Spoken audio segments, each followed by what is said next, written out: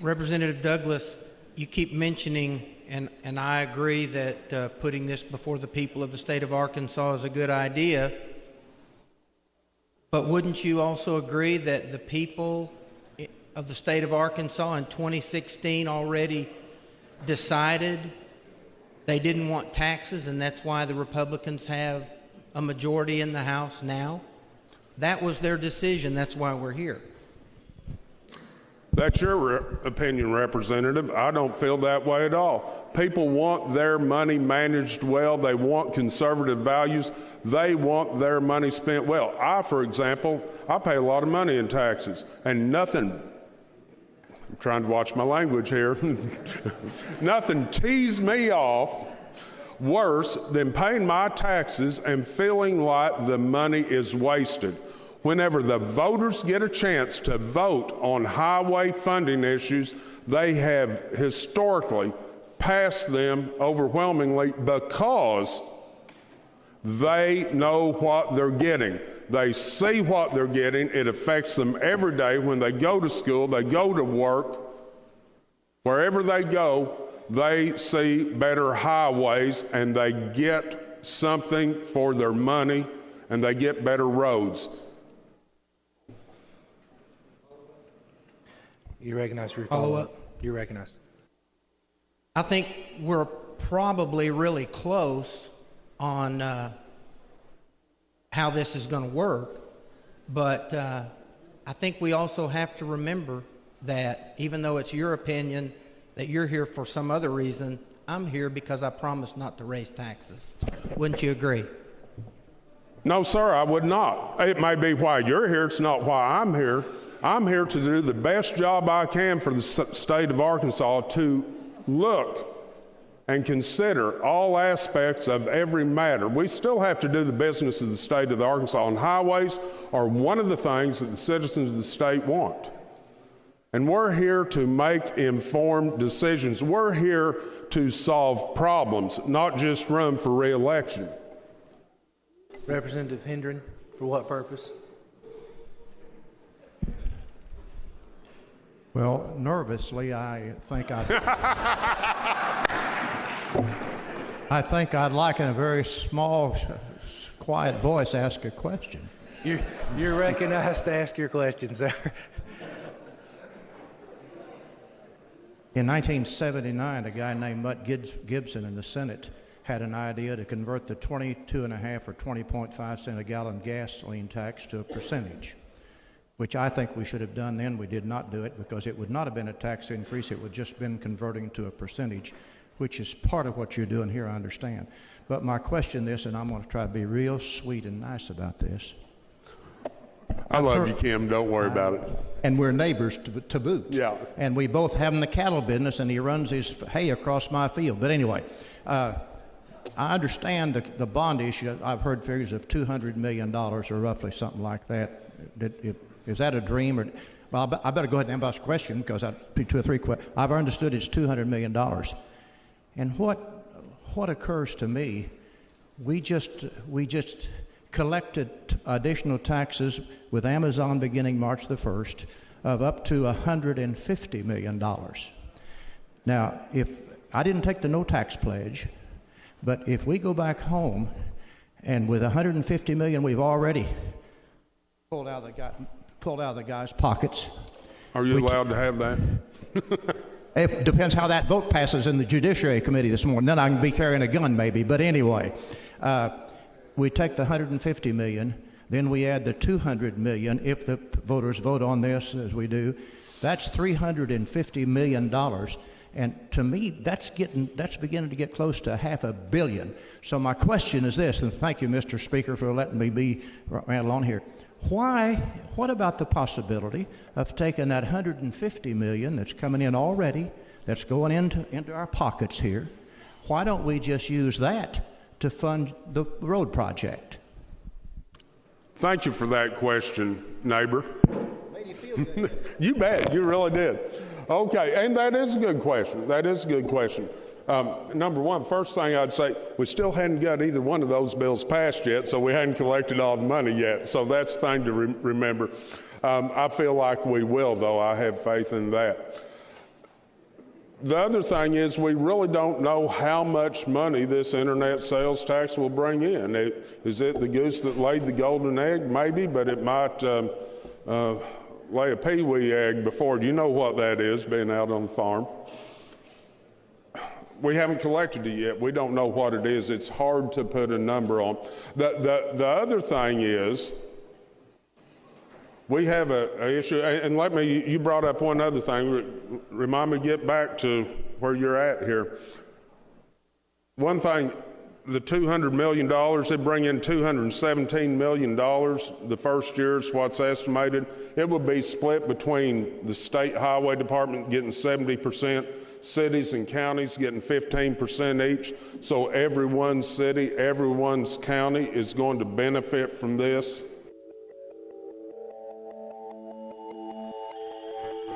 The maintenance of a free society is a very difficult and complicated thing, and it requires a self-denying ordinance of the most extreme kind. It requires a willingness to put up with temporary evils on the basis of the subtle and sophisticated understanding that if you step in to do something about them, you not only may make them worse, but you will spread your tentacles and get bad results elsewhere.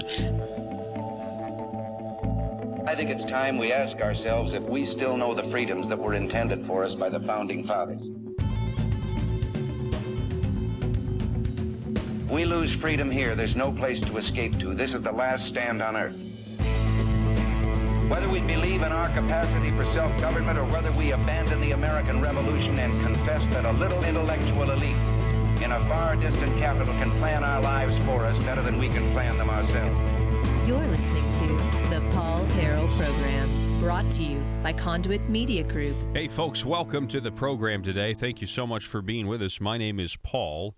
Congratulations, you found the intersection of conservative ideas and reality. We're building a liberty machine. We want you to be a part of that liberty machine. One of the ways you can do so is to call us or text us today because we're back in studio. We are not at the Marble Palace. I have a slight reprieve, although there's still a little bit of session to get through next week, and who knows, it may get pushed even further. But most of the things are kind of wrapped up for the week right now. It's kind of worked out that way because the House of Representatives decided to give themselves a spring break. Because everybody else gets a spring break, why don't they get a spring break? And I'm conflicted. Like, why not just do your job, stay down there as long as it takes? But at the same time, when they're not together, that means that we have more time for this clock to run out behind me, more time for the gas tax to not happen, more time for the internet sales tax to not happen, and a bunch of other stuff. So I've kind of got mixed feelings about it. But welcome to the program. We have a big show for you today. We're going to be talking with Josh Waters from Political Strategies at the bottom of this hour because of something that happened yesterday and something that happened this morning. Yesterday, in the House State Agencies Committee, the bill that we have been talking about for about 2 weeks, but really we've been talking about this bill for much longer than that, Senator Brian King's Medicaid disclosure bill that would require Medicaid entities to disclose the money they're giving to legislators, among other things. It failed yesterday afternoon, actually when we got off the air yesterday. It failed in Senate State Agencies Committee. This bill was killed.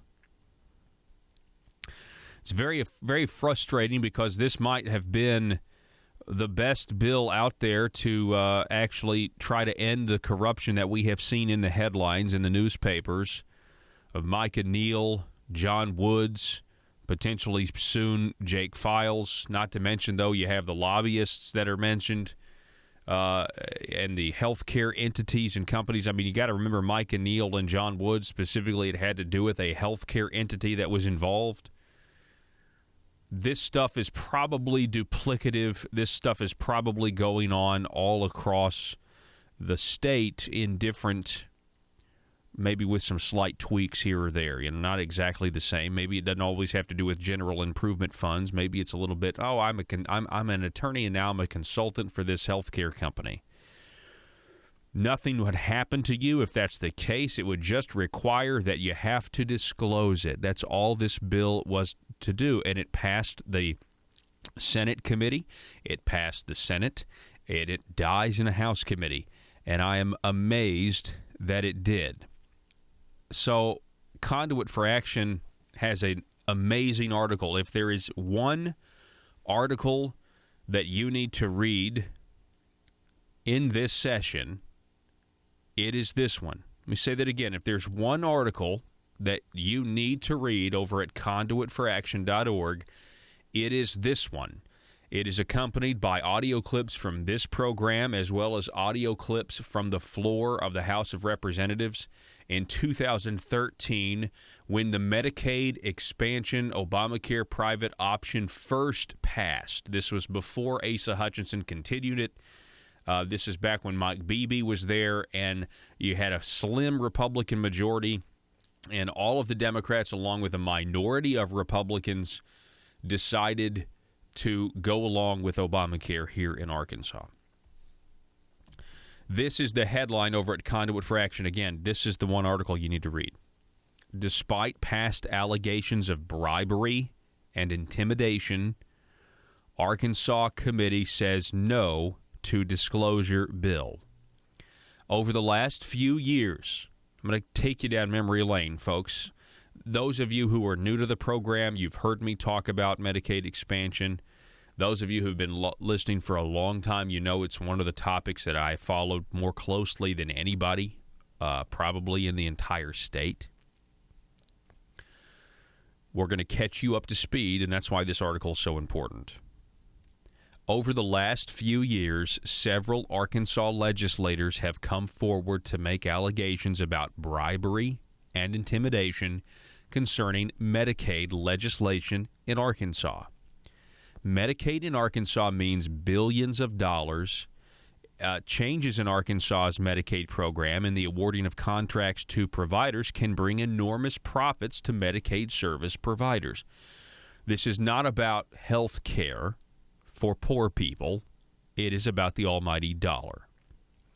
Yet, the Arkansas House Committee on State Agencies and Governmental Affairs yesterday afternoon voted down Senator Brian King's SB 175 to require Medicaid providers and government officials to disclose their business relationships.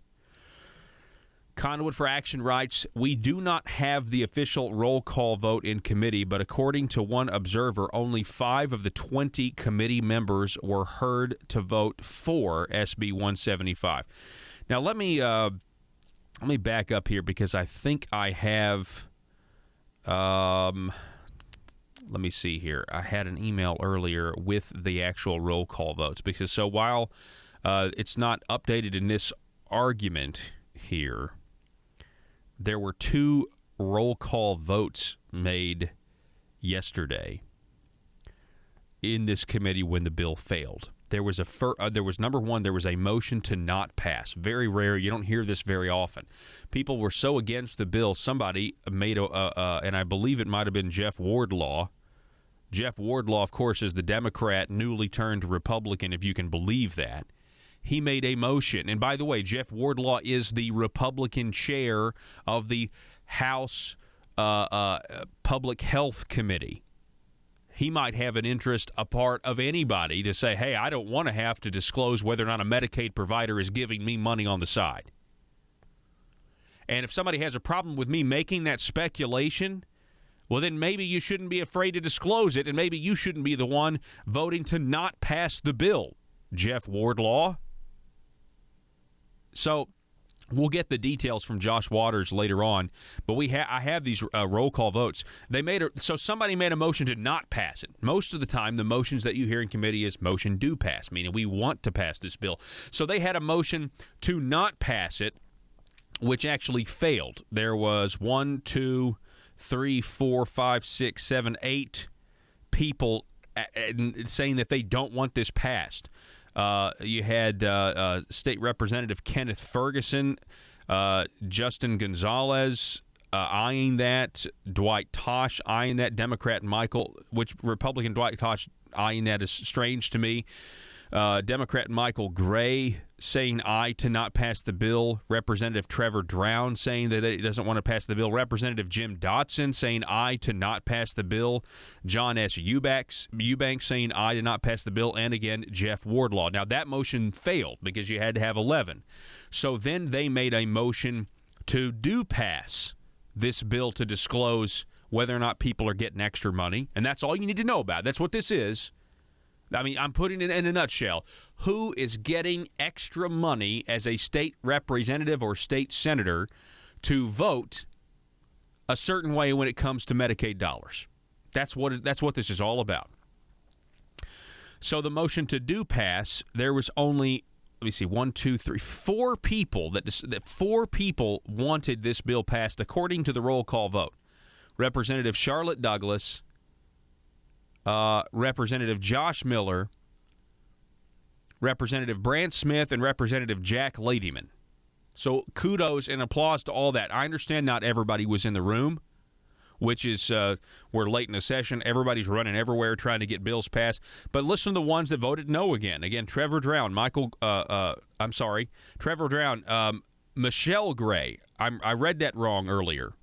State Representative Michelle Gray voting no to disclose whether or not Medicaid entities are paying legislators. That's what this bill's designed to do. I'm just telling you right now. State Representative Dwight Tosh, and no. Justin Gonzalez, Kenneth Ferguson. Very, very strange vote. I mean, and you know what questions need to be asked now on the record to these individuals? And I'm dead serious. Every one of these individuals needs to be asked, are you getting paid as a consultant by a Medicaid entity? On the record, need to be asked that. Are you getting paid as a Medicaid consultant? And you know what? I guess I'm going to be the one to do it. Because I was thinking about this last night. I was like, every one of these guys that is stopping the disclosure of this to the public, I'm not suggesting that there is not another reason. I guess it's possible there's another reason that you may be against this. But every one of you should be asked the question on the record, are you being paid? At this point, that's kind of where I fall down on it. Okay, back to this article. Joe, we may end up going long here, but get the audio queued up here because this is a big deal here. Okay, yet the Arkansas House Committee on State Agencies voted down Senator Brian King's bill to require Medicaid providers and government officials to disclose their business relationships. We do not have the official roll call vote. I just gave it to you. But somebody said the 5 who voted for disclosure were Representative Charlotte Douglas, Douglas House. So that's not on the roll call, but that would be an addition. So State Representative Douglas House, we're told, actually voted for this bill. So that's good. Good for Douglas House. Jack Ladyman, Josh Miller, Brant Smith. Therefore, the following members either voted no or did not vote. So we don't know which is either. Bob Ballinger, who's the chair of the committee, and a lot of times the chair doesn't participate or doesn't vote. Andy Davis, Jim Dotson, Trevor Drown, John Eubanks, Kenneth Ferguson, Justin Gonzalez, Michelle Gray, Kim Hammer, Kim Hendren, Warwick Sabin, James Sturch, Dwight Tosh, Jeff Wardlaw, Richard Womack.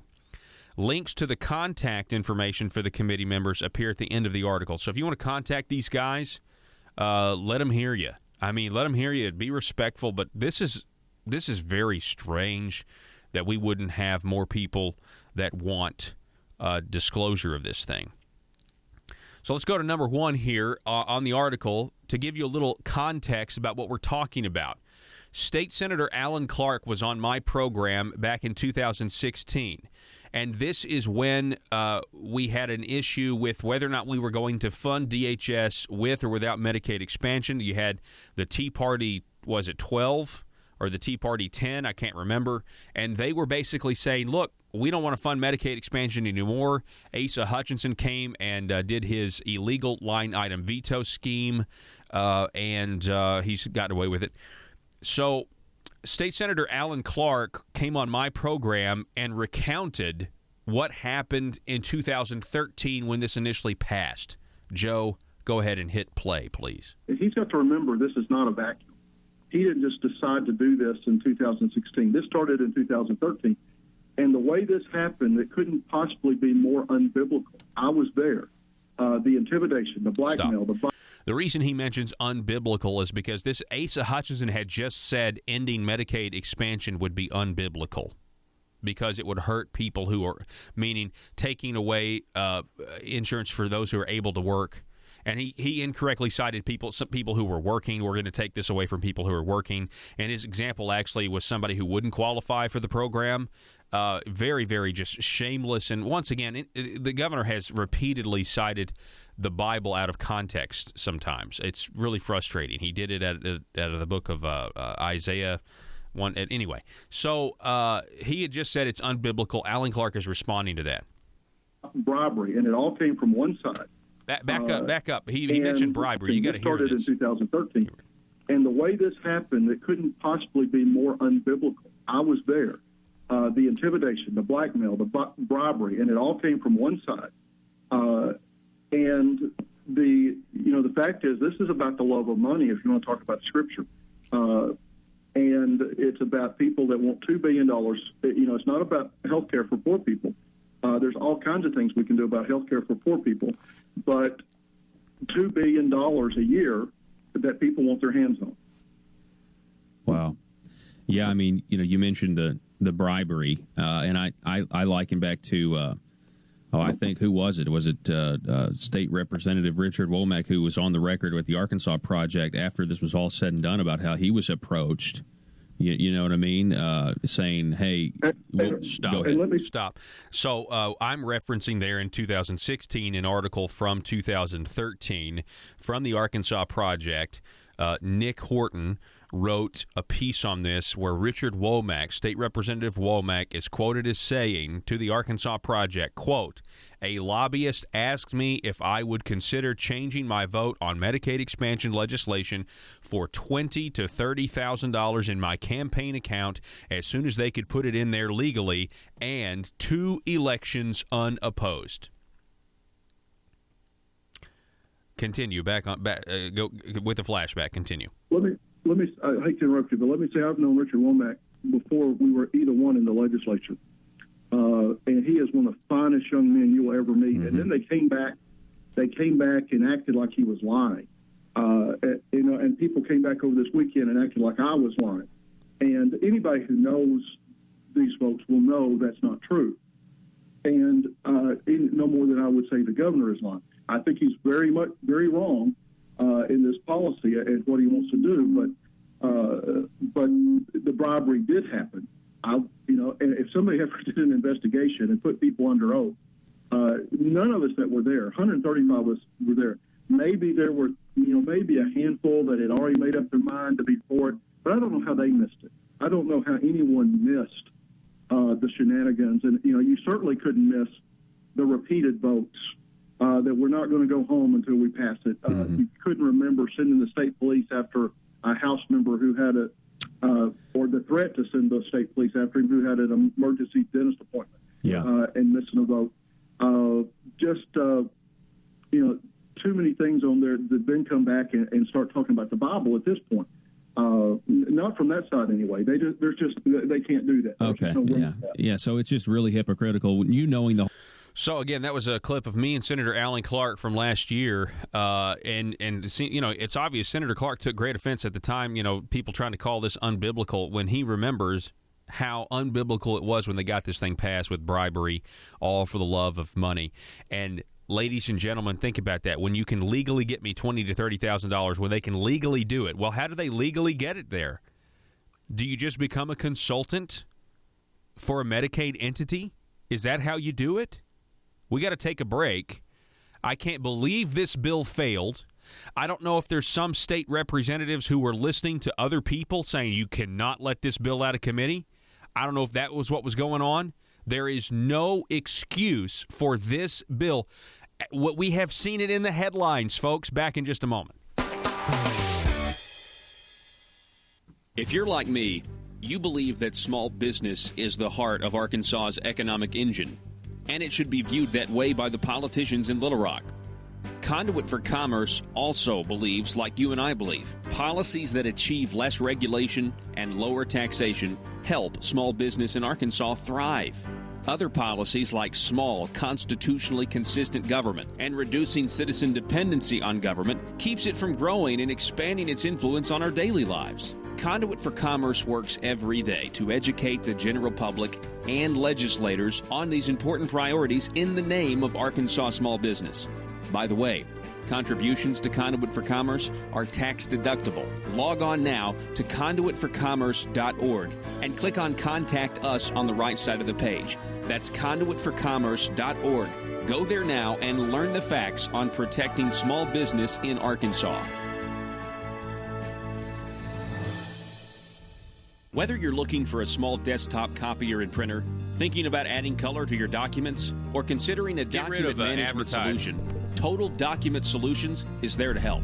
In business for decades, Total Document Solutions is an independently owned company that specializes in the ability to provide a high level of service in Northwest Arkansas, the Arkansas River Valley, Southwest Missouri, and Southeast Kansas as an exclusive Platinum Authorized Sales Agent for the Xerox Corporation. At Total Document Solutions, they offer customers technology services to improve business results. Their dedicated sales team has the unmatched industry knowledge, professionalism, and expertise needed to address the unique challenges of your business. Total Document Solutions is independent, local, and well-connected to serve your office products and document needs. Call them today at 479-575-0770. That's 479-575-0770 for your Total Document Solutions.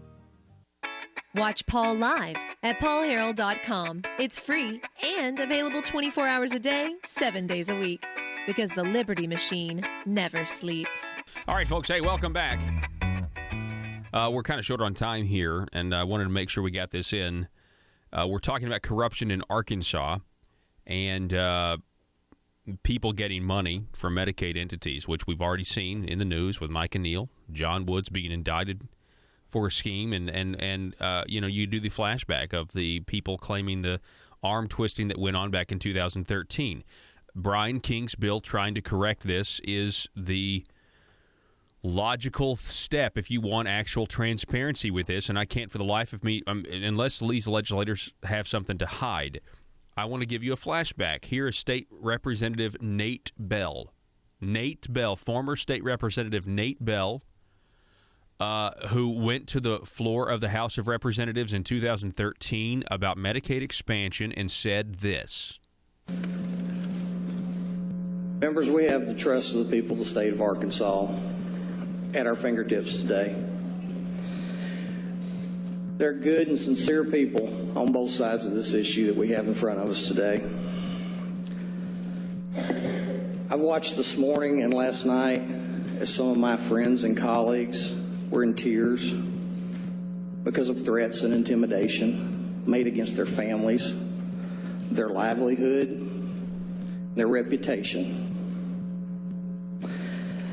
Today, as I stand before you, I want to ask you this one question. When you look deep in your heart, do you want to be on the side of threats and intimidation, or do you want to vote what's in your heart?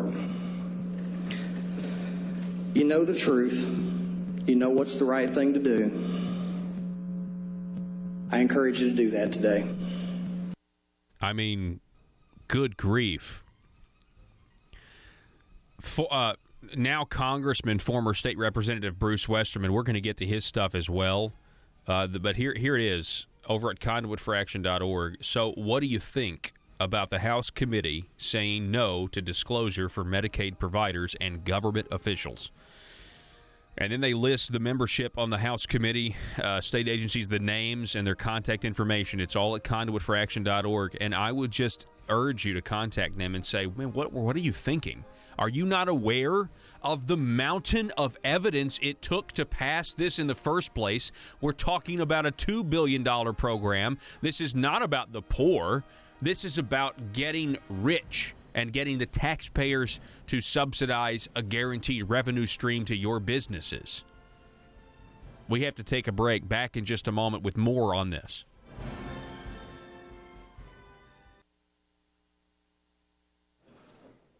All right. In closing,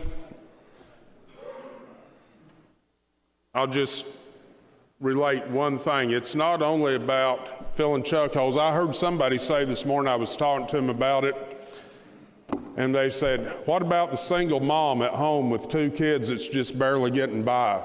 I'm going to ask her for a fuel tax increase. Well, the price of fuel varies so much. I remember last summer I paid $1.65. It's $2.05, $2.10 right now. Fluctuations in fuel price are part of the everyday life that we live with. But what's more troubling to that single mom is whenever she hits a chuck hole or chug hole, whichever one you want to call it, pothole, and they run a tire, they knock the front end out from under their car, and it costs them $100 or several $100s to repair it. That's more devastating to her than a fuel price increase at the pump. And my final remark, I was presented this bill in the Transportation Committee the other day, and after it passed out of the Transportation Committee overwhelmingly, I did what a lot of us do, especially when we get older. Representative Hendren, I went into the men's room, and as I was standing there staring at the wall, as we all do, I heard a voice beside me. No, it wasn't. But it was a man that said, now listen to this. The man said, one thing you didn't mention was the safety aspect. He said, I was a first responder, and I had to cut 2 screaming teenage girls out of a car that were in a wreck because of a poorly repaired road and dangerous driving conditions. And I thought about that, and then I thought about this single mother that somebody mentioned. And don't they want safe roads for their children? Don't they want safe roads for themselves? Yes, it's nice to have less congestion, and it's nice to have smoother roads, but safety above all else. And if we do not send this out to the voters to let them make the decision, to let them have faith that they have a say in government on the safety of their roads, if they want potholes or smooth roads, then we're doing a disservice to them. I would urge you to vote for the future of Arkansas, vote for better roads, and vote for this bill. Thank you. All right, members, the question before the House now will be the passage of House Bill 1726. Prepare the machine, Mr. Clerk.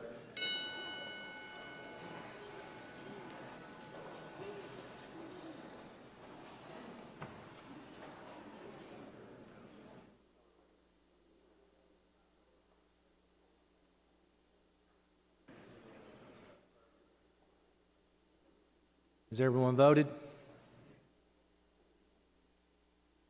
Has everyone voted? Everyone voted? Let's cast the ballots, Mr. Clerk. With 38 yeas, 35 nays, and 7 present, the bill has failed to pass.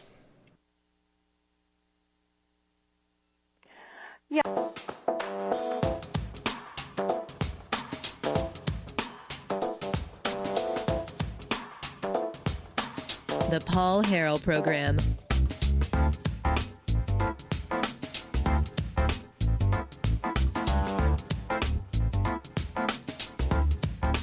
All right, ladies and gentlemen, welcome back to the program. Let's bring in Mr. Josh Waters. Josh is with Political Strategies, and he's calling in. He's on the phone. Josh, welcome back, sir. Hey, Paul. Thanks for having me back. I appreciate it. Normally, I know we do these little things in person, or we've been doing these interviews in person down from the Marble Palace. Are you still down at the Marble Palace, or have you been given a reprieve? I left this morning, so I'm back up here in Fayetteville now. Okay. All right. So, tell me about you were the one. You're the source on the Conduit for Action article about this bill to disclose people getting bribed That's essentially what this is. You're the source. You were in the room. Tell us what happened.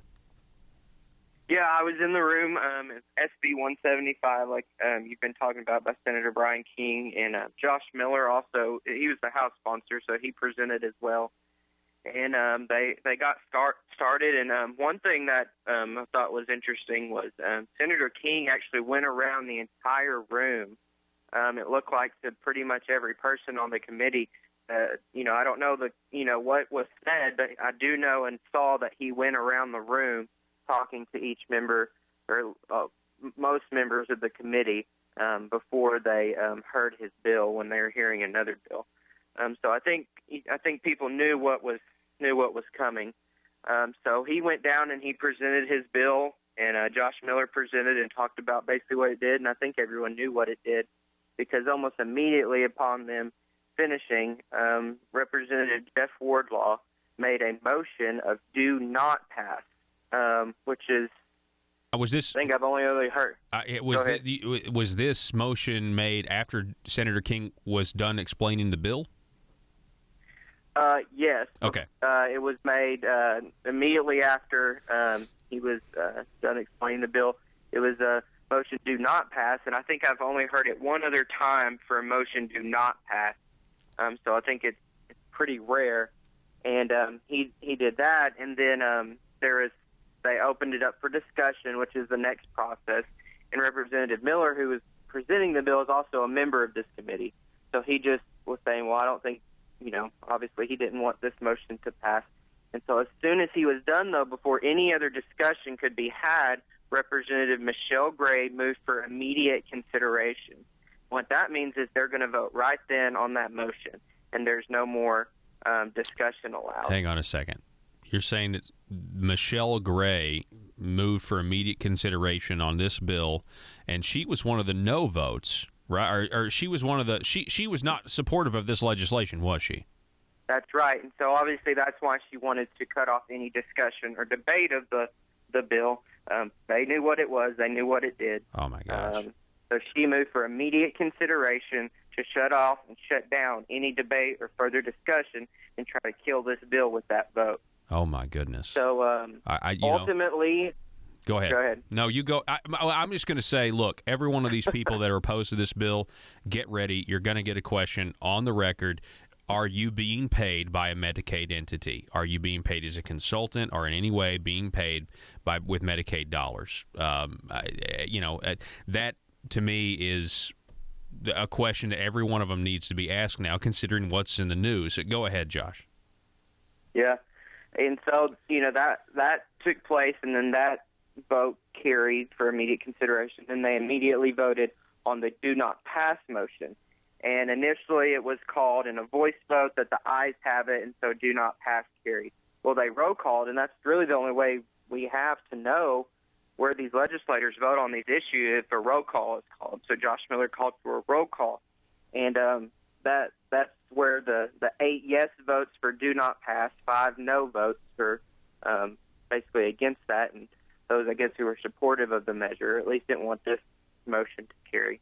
And so that actually failed, and so then they could come back and do a motion do pass, which Representative Miller signaled, and so that failed on a voice vote. He called another roll call, and so that's how we get the breakdown of 4 yeses, 8 nos on the do pass motion. Wow. All right, so obviously it was pretty discouraged. I mean, I was discouraged when I heard about it. I've kind of stewed about this for the last 24 hours almost. So, Josh, I mean, is this bill essentially dead? I mean, we're going to run out of time before it could be heard again, or is there a chance? Do you think there's a chance that people, bang the drums enough with some of these people on this committee that they will change their minds? I'm not. I think it might be dead at this point unless something big happens. The way I understand it, what would have to happen now is a motion to expunge the vote, and I believe that's a 2/3 majority. Yeah, that's not going to happen, is it? I don't think unless something changes, I don't think that's going to happen in the committee. Wow. So it's possible, not likely. Okay, well, this just makes if the average Arkansan knew the need for this bill, and if the average Arkansan knew that measures were being taken to prevent this bill from being passed, because, you know, disclosing all of this is going to really, really open a lot of people's eyes as to why they vote the way they do when it comes to Medicaid, I think there would be just a massive amount of outrage. Now, the next question to you, Josh, is, was the full 20-member committee present? You know, I understand that maybe there were some people absent, and that's understandable considering the fact that there's so much going on right now. Yes, there was two committee members, Representative Andy Davis and Representative Kim Hendren, who are just absent, so we don't know where they fall on the issue. And then there was a few there who were present and did not vote. And I think there might have been, for one of the votes, one of the legislators may have stepped out of the room at the exact moment. So we do have the official roll call, and we have the official attendance sheet. So we know officially Andy Davis, Kim Hendren were absent. Okay. Whether or not they were on the not voting list, whether or not those people were actually sitting in their seats when the vote took place, I guess we could go back and look at the camera, but we don't know specifically on that. But there were several who just didn't vote who were present. Yeah, man, I got to tell you, it's just really disheartening. We're going to be talking with Senator Brian King coming up at 5 o'clock to get a little bit more. Oh, good. Yeah, to get a little bit more information about, you know, how he feels about this. You know, he's got other bills and stuff to talk about as well, but this is one we've got to pay attention to. And this is you go ahead. Well, I was just going to mention, you know, Brian King mentioned it, and he might bring it up. $8 billion, and I think it was just approved yesterday, up to $8.3 billion appropriation for this next fiscal year for Medicaid DHS spending. The DHS appropriation, I guess you should say, which is included in there. And so, you know, what other industry has this big of an impact on Arkansas? And that was, I think, one of the biggest arguments. But I thought the most effective argument made was by Representative Josh Miller. He used the example that he owns some rental properties. And if a Medicaid provider, or I think he said Baptist Hospital, if they want to come to him and say, hey, we'll give you 5 times the market rate to rent out these rental properties. Well, for him, he's like, well, that's 5 times the market rate, but man, that's a good business deal. Yeah. Well, he wouldn't. No disclosure would technically have to be done. He would just have to say over, I think it's 12,500 on their report. They just have to say they get more than that and who it comes from. Yeah. But they don't say how much exactly. It's just over $12,000. Mm-hmm. And so, however, if he used the example, if ASU Heber Springs wanted to do the same thing and rent this out, that there's some type of disclosure process for already. That's exactly right. If you have, I've used this one before. If you've got a lawn care business and you're a state legislator, and that lawn care business gets a contract, you know, cutting the lawn of Arkansas Tech University, you're going to have to disclose that. I mean, that's just the way it is. You know, this really sheds a lot of light, Josh, on the committee selection process and how valuable these committees are. I want to give you a flashback. When the session was in its infancy, maybe even in December, 2016, when you know the bills were starting to be filed and stuff. I remember hearing from state representatives who were saying, you know what, the committee process is going to be fine because we have 76 Republican House members, and we can just pull something directly out of committee if we want to. You know, it's the lack of unity right now in the Republican Party of Arkansas and fealty to actual limited government conservatism is non-existent. I mean, they are shattered. They are more divided now than when they only had 30 members in the House of Representatives. So, all right, Josh, you also have another bit of information that happened this morning in the Arkansas Senate. And I've got a great segue here. Sometimes the shows just write themselves. During my first segment, I got a voicemail from a listener, and it's a critical voicemail. This listener, she appears to be critical of me. And just a little bit, but I love her. I love what she said. I agree with what she said. Listen to this. Listen to this voicemail. Okay. Yeah, this is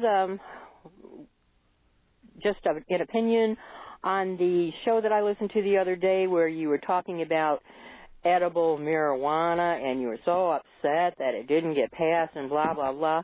I just want to say, and I don't do marijuana or anything like that, but I just wanted to say I was so shocked that you people, I don't know if you're liberals masquerading as conservatives or what, but you just don't seem to get it. We don't want any more regulations placed upon the people. We're fed up with the police state, and we are tired of the New World Order trying to protect us from ourselves. We can protect ourselves by ourselves. We do not want more police state and more regulations where they can threaten you if you don't do it their way every time they want something done out of the people. We want to be left alone, and you just don't seem to get it. No more regulations. I'm in favor of Donald Trump, who says anytime you want to add a regulation, you have to take two away, because we are overly regulated, and we're sick of it. And I just hope that you get that message. Thank you. Like I said, this woman who's listening to the program, first of all, I'm so glad she's a listener. And, yeah, she did kind of call me a liberal there. She's referencing, which I'm not, she is referencing our interview with Ken Yang, a family counsel, and okay. We could, and that was over, trying to stop edible marijuana and that sort of thing. But I can address that at a later issue. What she brought up, Josh, was Donald Trump. For every one regulation, you got to get rid of two more.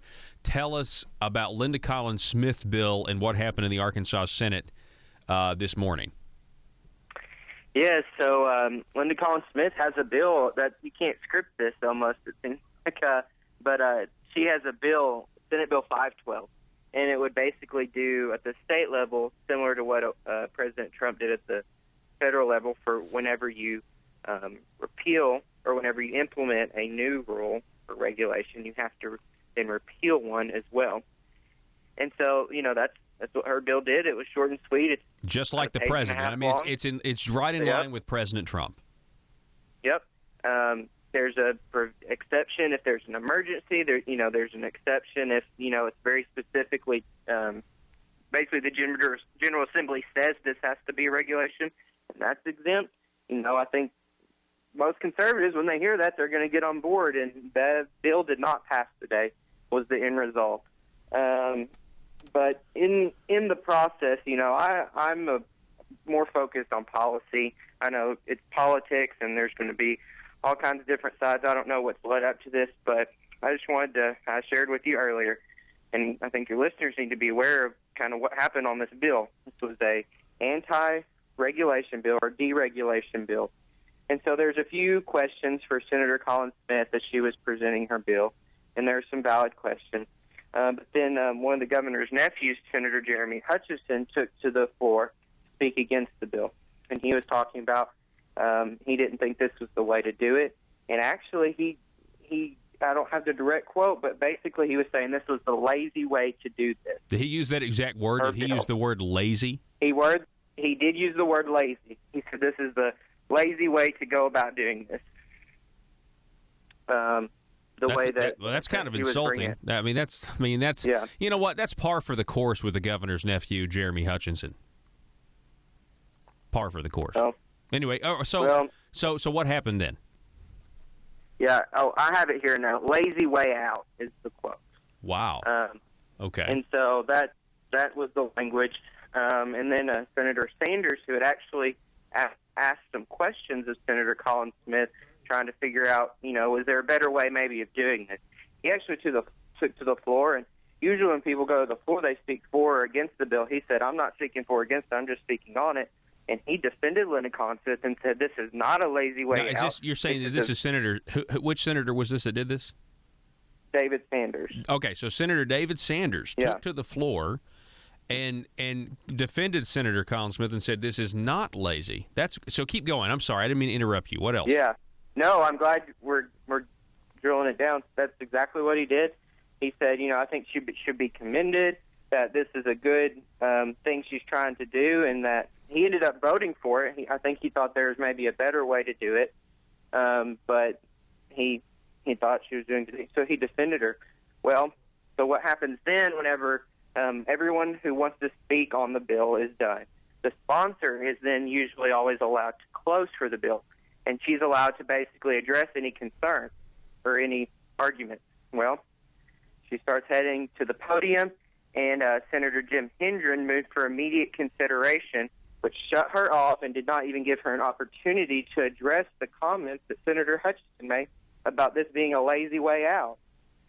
And it just really rubbed me the wrong way, Paul. I got to be honest with you. Being down there this session, I like to focus on the policy, and there's some audible, ooh, whenever he made the comment from the gallery, and just to see that and see the way they, Yeah.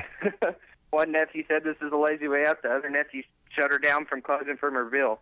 Yep. And so you know what that's called, Josh? You know what I call that, right? Well, that's called getting nephewed, and we keep getting nephewed over and over and over by the governor's family members, and I'm sick of it. So Jeremy Hutchinson calls her lazy, and Jim Hendren keeps her from going down there and responding and closing for her bill. How close was the vote? Was it close at all? I think it got 11 or 12 votes. That's pathetic. So that's it pathetic. Very Republicans are pathetic. I mean, that's ridiculous. You have the President of the United States instituting a rule: if you get one new regulation, you got to find two more. And we have once again Little Rock demonstrating that they are, per capita or based on like a concentration, they're a bigger swamp than Washington D.C. because the amount of people that control things is so much smaller. It's just sick. I'm sick and tired of Republicans down there not being conservative. It just turns my stomach. Well, I got the vote here. It was 11 yeses, 8 noes, and there were 14 who were there and just didn't vote either way. So, wow. Well, good for Senator Linda Collins Smith for at least trying to, to get a great bill passed, to get an actual conservative bill passed. Yeah, no, she's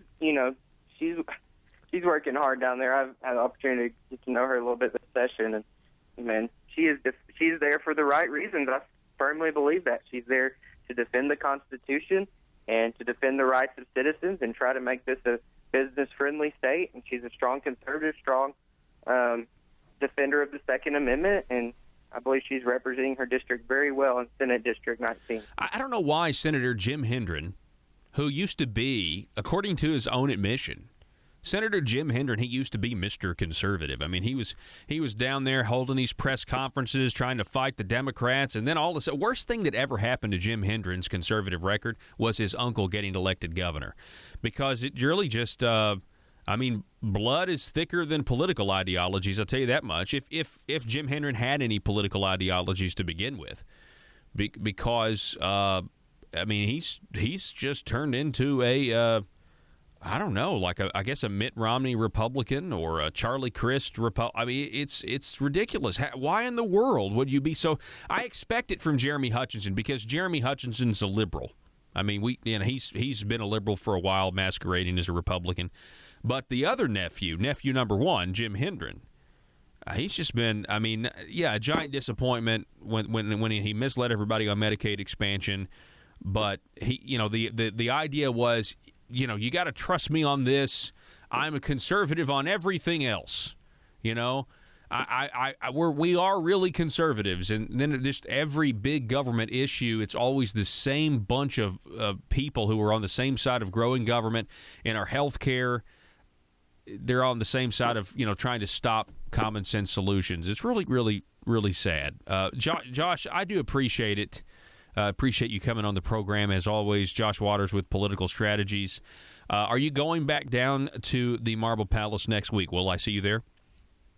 Yeah, I'll be there. I've heard it's going to be the last week, so there's no telling what will happen. Yep. But I would encourage your listeners, I guess the two big things still out there is SB 140, the Internet Sales Tax. Keep contacting your House of Representatives members. Let them know how you feel about adding $100 to $150 more million in new revenue to the state straight from their pocketbook. And then the gas tax increase proposal, that's House Bill 1726 and House Bill 1727, that might be dead. It has to get an expunge vote, which requires 2/3 of the House, but still, keep the pressure on, keep contacting them, letting you know they don't want their taxes increased. Yeah. All right. Josh Waters with Political Strategies. We appreciate it, sir. Thank you so much. Thank you. All right, folks, we got to take a break. You're listening to the Paul Harrell program. The Liberty Machine rolls on next.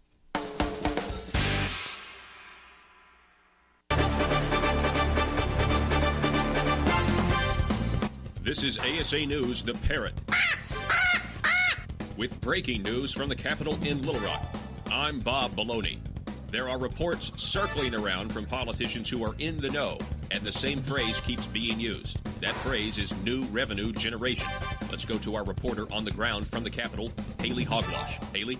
Thanks, Bob. Yes, it seems the more politicians I talk to, the more I hear the phrase new revenue generation.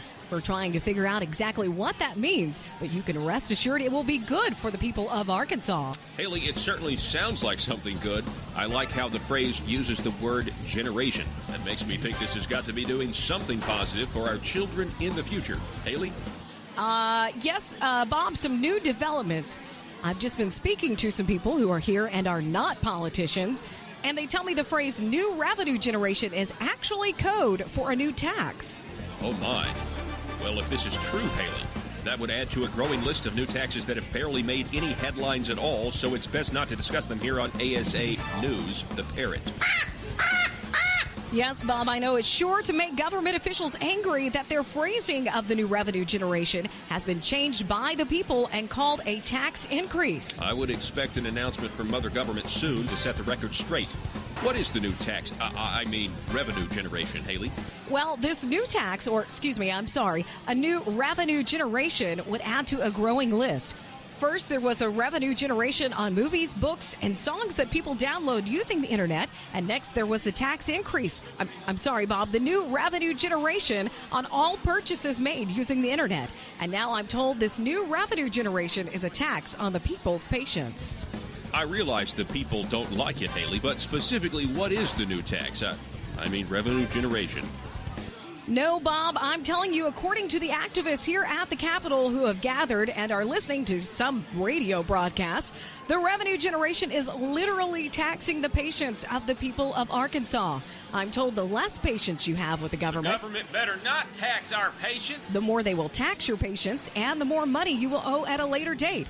I'm also told the collection method on taxing your patients will be decided in a newly formed multicolored ribbon task force. How taxing. PHP Parody.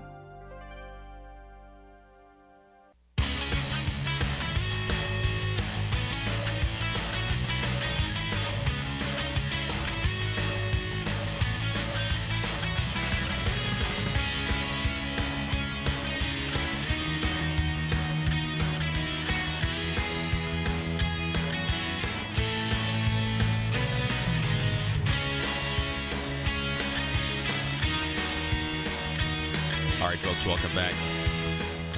Send me a text message, 870-275-9799. So on the edible marijuana thing, listen, I get it. That voicemail, by the way, was awesome.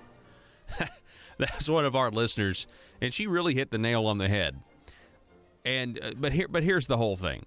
What the people voted on was a law about medical marijuana. That's what the people voted on. And if you actually go read the law, and I'm just saying, look, I completely understand how somebody would have that opinion. We're tired. I would have rather the vote been it. And I said this in that interview. I don't know if I said it in this interview, but I know I've said it in the past. I would have much rather had the vote been, is it legal to put a plant in the ground and grow it and do whatever you want to with it? I mean, as long as it doesn't hurt somebody else. That would have been an argument I would have loved to have had. But it wasn't. Instead, it was medical marijuana. And I can understand how you don't want, pot tarts with the labeling and everything, and kids who have gone to the hospital because they've eaten it. We've got to go to break. Back in a minute.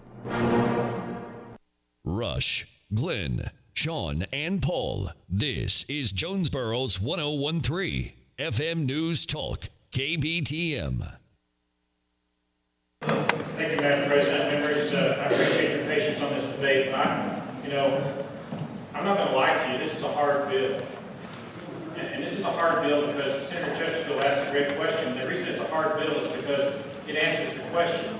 Instead of just taking the ice cream and saying, I don't want to get fat, it tells you how we're going to pay for it, which I think is a responsible approach. We have lots of people who like to bring bills and say, we're just going to cut taxes, but then they won't tell us how they're going to pay for it. And I can tell you that is not a conservative thing to do. That's not a liberal thing to do. That's an irresponsible thing to do. If you're going to bring a tax cut to this legislature, you have a duty and an obligation to tell your colleagues how you're going to pay for it. And this bill, someone said, well, it's hidden somewhere. We didn't know that there was going to be software tax or there was going to be internet download. Well, then you didn't read the title. It's in the title of the bill. There's nothing mysterious about this bill, about how it's paid for. In fact, what it is it's responsible. There's a couple other misconceptions that are running around out there. Now, when I came to the legislature, I was under the impression that when I passed a bill that took more money from the taxpayers than it did before it passed, that was a tax increase. But when I passed a bill that didn't take any more money, that may have changed the streams by which that money is collected to make it more fair, that's not a tax increase. And I don't care if Grover Norquist says it is or not. I don't work for him, and I don't think you all work for him. And the idea that this guy from Washington, D.C., who has for 5 years used the military as a tool to drive down, to try to get his agenda on domestic spending by putting the Department of Defense under sequestration and basically gutted our military, wants to come down here and get in the middle of our discussion about how we treat our Arkansas veterans. That's what's offensive to me, Linda Collins-Smith. I got no patience for that guy coming down here and telling us how to do our job. You can tell I'm a bit passionate. Let me tell you another misconception that's out there that I think needs to be clarified. This idea that somehow, we're not treating veterans fairly because we're only giving it to people who spend 20 years in the military. Well, then you need to take that up with the Department of Defense because they don't give anybody any retirement until they put in 20 good years. There's no retirement pension to tax on somebody who gets out after 5 or 10 years. Now that's beginning to change. There are some efforts underway to make military retirement available 15 years in a more 401k type fashion, which will drive down the cost and provide some benefit to those who spend 10 or 15 years. But let's talk a minute about why somebody who spends 20 years in is a little bit different category than somebody who honorably served 4, 5, 10 years. Because I do have some experience with this as well. I spent 8 years active duty, and in 1992 I had a decision to make. Am I going to sign on the line, which I had completed all of my obligations and commitments to the military, and sign up for another 7 or 8 years, which is what I would have had to do, or am I going to get out? And in fact, the Air Force knew that it was in their best interest to keep me, and they offered me, and every other pilot in my condition, $85,000 cash payment if I would stay in, because they knew how much it cost to retrain to replace us.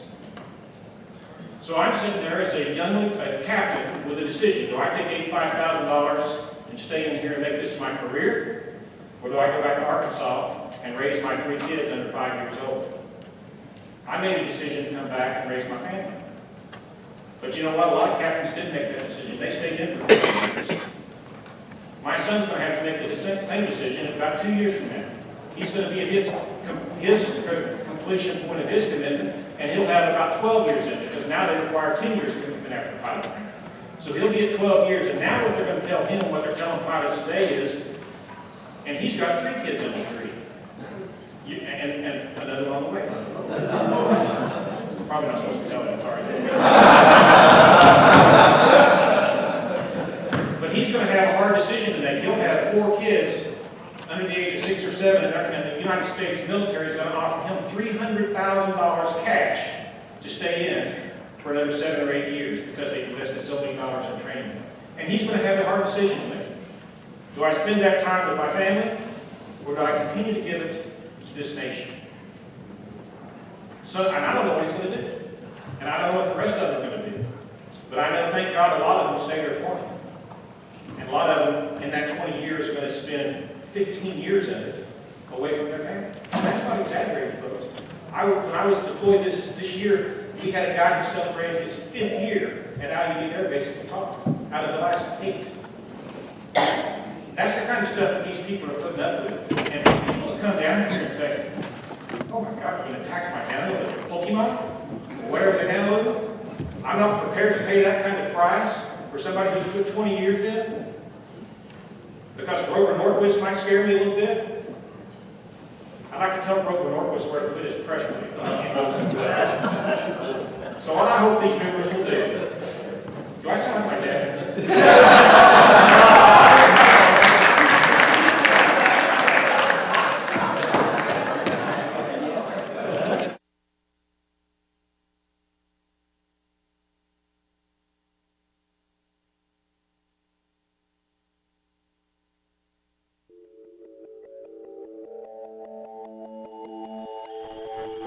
The maintenance of a free society is a very difficult and complicated thing, and it requires a self-denying ordinance of the most extreme kind. It requires a willingness to put up with temporary evils on the basis of the subtle and sophisticated understanding that if you step in to do something about them, you not only may make them worse, but you will spread your tentacles and get bad results elsewhere. I think it's time we ask ourselves if we still know the freedoms that were intended for us by the Founding Fathers. We lose freedom here, there's no place to escape to. This is the last stand on earth. Whether we believe in our capacity for self-government or whether we abandon the American Revolution and confess that a little intellectual elite in a far distant capital can plan our lives for us better than we can plan them ourselves. You're listening to the Paul Harrell Program, brought to you by Conduit Media Group. Hey, folks, welcome to the program. Thank you so much for being with us. This is hour number 2. We are so glad that you could be here at the intersection of conservative ideas and reality, where we are building a liberty machine. So welcome back to the program. We have on the phone Senator Brian King is back with us. This is the second time that he's been with us this week. Senator, welcome. Well, good. I guess I'm trying to make up for missing last Friday and having a mix-up on my time schedule. So maybe you've got to let that go. Quick. You're being too hard on yourself. It was my mistake, and so I guess now you're actually maybe turning into a little bit of a liberal here because I made a mistake. You're rewarding me with 2 slots this next week. So I mean, you should be punishing me maybe somehow, but. Paul, I don't know about Yeah, I've got to start incentivizing. Yeah, I know. You're going to have to. Yeah, I'm caving. You're incentivizing bad behavior by politicians, but when they don't show up. I just took one puff of that Marble Rock last week, just one. I didn't know it would have this much effect on me so quickly. Yeah. Listen, I am so upset that your bill to require people to disclose whether or not they're getting money from Medicaid providers failed yesterday in that House committee. Were you surprised? No, I mean, you kind of get the feeling of, when I went around the committee trying to do my homework, I know that a lot of the Medicaid providers were, they were circling around this deal, the lobbying, the big money, and, it paid off for them because now the public is not going to be able to know, for example, we know how much taxpayer money we give them, how many hundreds of millions, sometimes billions of dollars, but yet it's going to be secret that how much they spend to get your tax dollars. I talked a lot about it the last hour because to me at this point, I've got the roll call list in front of me, and I can see the ones who voted no on this bill. New Republican former Democrat Jeff Wardlaw, he voted no on this bill, and he's also the chair of the Public Health Committee. And so I feel like State Representative Jeff Wardlaw, and I'm going to ask him on the record the next time I see him, if he's getting money from a Medicaid entity. Were there other reasons that they were saying why this was bad? Obviously, they weren't saying we don't agree with this because we're getting money. They're not that stupid. But how did it go when you were presenting the bill? Well, I think it was more the behind the scenes, because I think if you watch the video, I never got one question. I mean, I don't think I ever got a question about how it worked. Of course, this is the fourth time it's been tried in some different form in front of different committees. But, I mean, you'll just have to ask each one of them individually what they thought. But you had the questions from the Hospital Association that this was going to make so much reporting going to happen from doctor to doctor, and me and Representative Miller had to clear that up, said no, this just means if they do business with the, Medicaid provider, does business with the legislator, somebody on the boards of commission, governor's staff. I mean, there's a whole litany of people down there that could be influenced on policy that could be making something work for somebody and trying to do something for them. And as I said in the committee, I said, folks, if there wasn't these headlines coming out of all these people with money, getting personal money, if we hadn't had the headline, then I wouldn't even be down there. Yeah. I mean, we wouldn't even be talking about it. And, I think I even said the question of maybe GIF needs to be looked into. I mean, is that a problem now? Well, I think it is.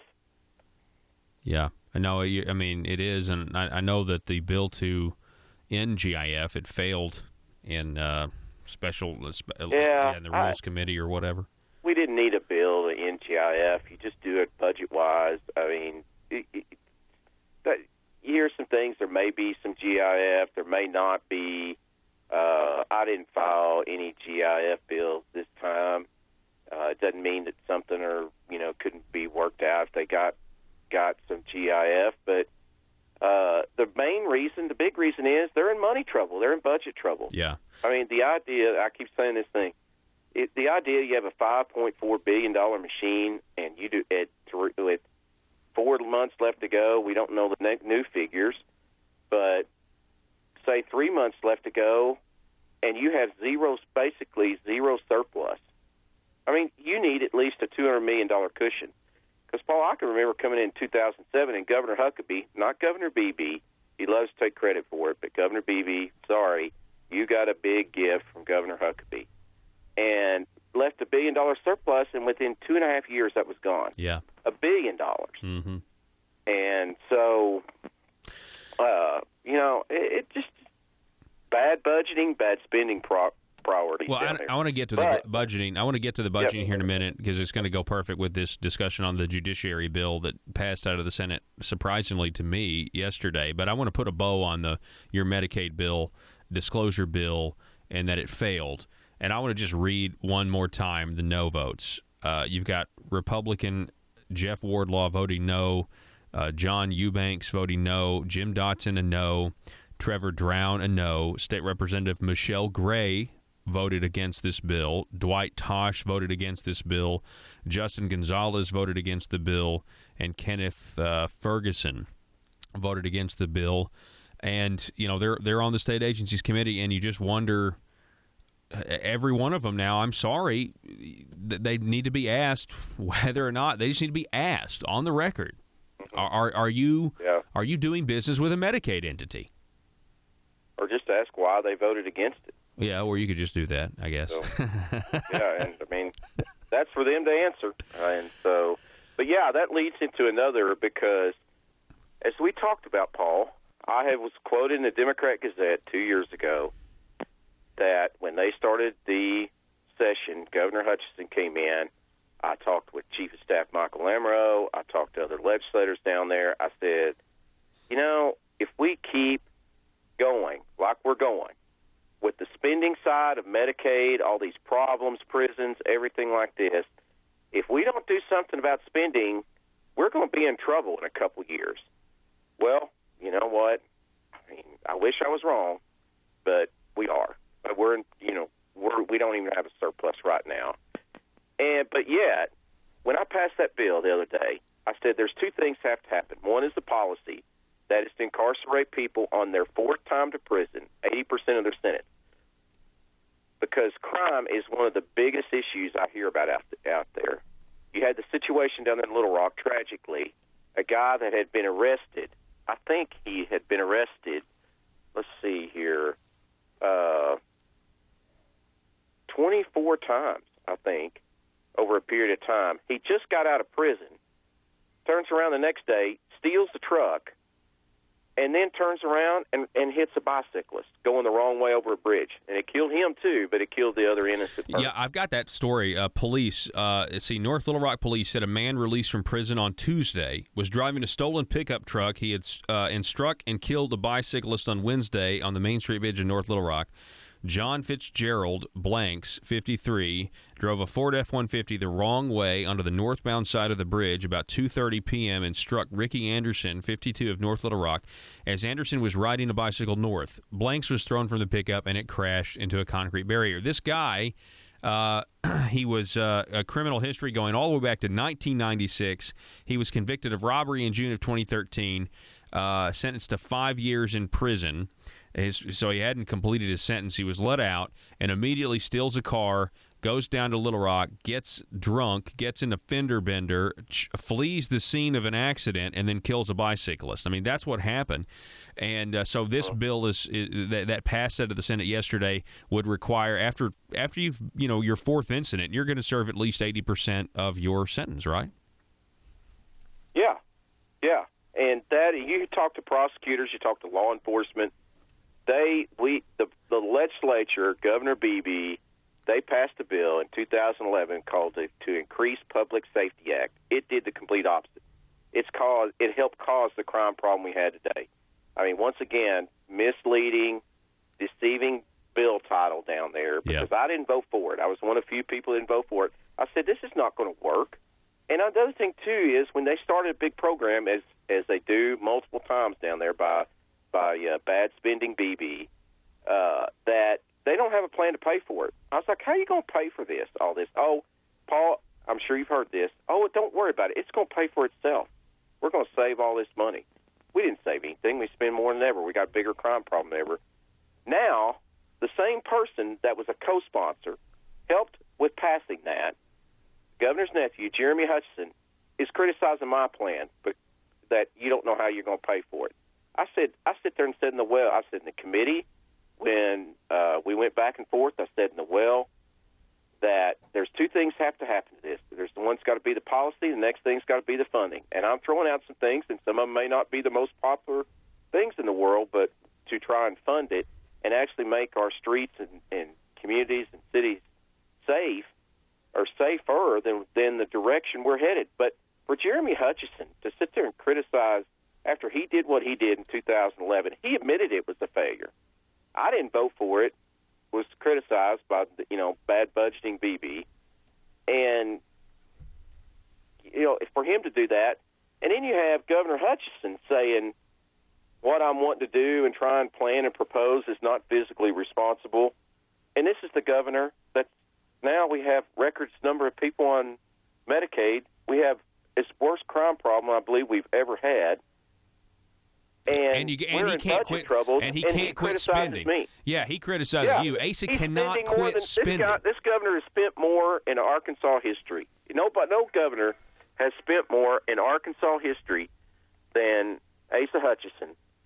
And there's record numbers of people on Medicaid in Arkansas, welfare, and he somehow thinks he can criticize somebody on spending. I'm just like, yeah.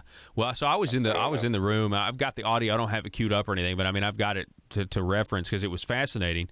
There was, it passed the Senate. It was a good vote. You had allies. You had allies that I would say, and this is just me saying this, so you don't have to agree with it, but I would say maybe some Republicans that normally maybe are not with you. Like Eddie Joe Williams voted for this. Jason Rapert voted for this, along with, your fellow conservatives like Linda Collins Smith and Scott Flippo and others. You know what I mean? But it just seemed like when it came to trying to keep our streets more safe than they are now, recognizing that we do have a crime problem, when Jeremy Hutchison stood up there and said, we don't have $20 million, he was threatening that the session was going to have to be extended, and yet it passed. And I got a feeling that they're going to try to torpedo this down in the House. Sure they are. The governor has already been quoted as saying he's going to veto it. There's not a plan. I keep telling him. I've met with him earlier this year. I've and I said, you've got a spending problem.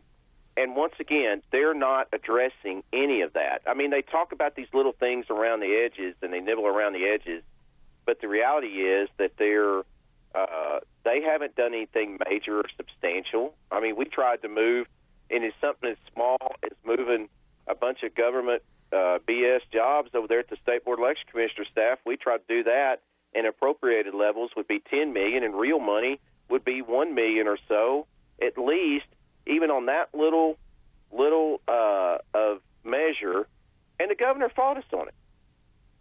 I mean, we passed a bill the other day that we require these, or I did, working with the Secretary of State's office, passed it out of the Senate. It goes to the House, goes to the committee. I hope it gets through. And I'm hearing that they're throwing a static about it now, unfortunately, is that Arkansas, the Secretary of State has to spend money to advertise for these ballot initiatives. Well, we feel like that if you've got the money to pay these canvassers, which is up to $5 a signature now or something, and put all this money behind it, casinos, whatever, that you should have to pay for the advertising required by law. If it would have worked like we said, and they would have paid their bills, it would have saved $1.7 million last election year.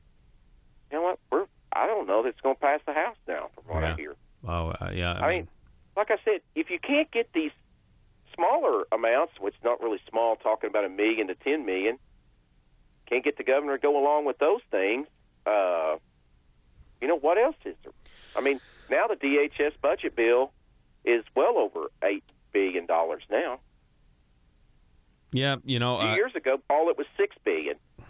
It's unbelievable. So I mean, we've got some big problems, and it really, I think what can fix them is just the average Arkansan figuring out that these Republicans down there are, they're passing legislation and advocating for ideas in their names that they completely disagree with. But you have a media that never really wants to report the facts. But on this issue of budget and spending reasonably, back to the Medicaid transparency bill that failed in the House State Agencies Committee. I was talking with a state representative that voted against the bill because I was like, why did you do this? And this is what he said. Quote, I'm for transparency, but this legislation was for bigger government, and the money is not there in DHS to oversee this. And word was we would have to come back to find the money in a special session since it was not budgeted earlier. Unless I missed something, that's what I heard, and I was opposed. It had some good points, but the price tag to the taxpayer didn't justify the need for the bill. Now, Brian, I just want you to respond to that because I got a feeling that what this state representative was being told was a complete lie. But and if they believe it, I don't know what to say. Here's the thing. What if it shouldn't, you would think it wouldn't be that much. We don't have that many medical professionals, just like Joe Farrar is a physical therapist, and as a business, okay, some of them are married to doctors, okay, but there's not 115 people down there that are in the medical profession. List the ones that are either married or in the medical profession. I mean, are they worried about such a long list? And here's the thing about DHS. Let me tell you something. These are the same people that wasted $60 million on a system that doesn't work. And you want to believe whatever they say? These are the same people at DHS that put literally 40,000, 50,000 people on Arkansas Medicaid we were paying out that either didn't live in the state, were dead, in prison, fictitious identities. And somehow they want to say, let me say something, Paul, they want to hide what's going on. Well, yeah, I was about to say, DHS, if this bill were to become law and a DHS employee was getting money from a Medicaid entity, they'd have to disclose that as well. DHS can't be used for anything. This would directly affect them because I guarantee you there's employees that are getting essentially legal kickbacks. I guarantee you there are. Yeah, well, we've got more news on DHS coming back on them that they say this is so bad and such a problem. Well, maybe we do need to know. If it's that bad a problem and there's going to be that many records, then maybe we do need to know. Yeah, that's true. Maybe. Yeah, I agree. Senator Brian King, hey, I appreciate it so much, you coming on, and we got to go to break, though. But just stay strong down there because I know it's rough. Okay, thanks, Paul. All right, thank you. Folks, got to go to break. Back in a minute.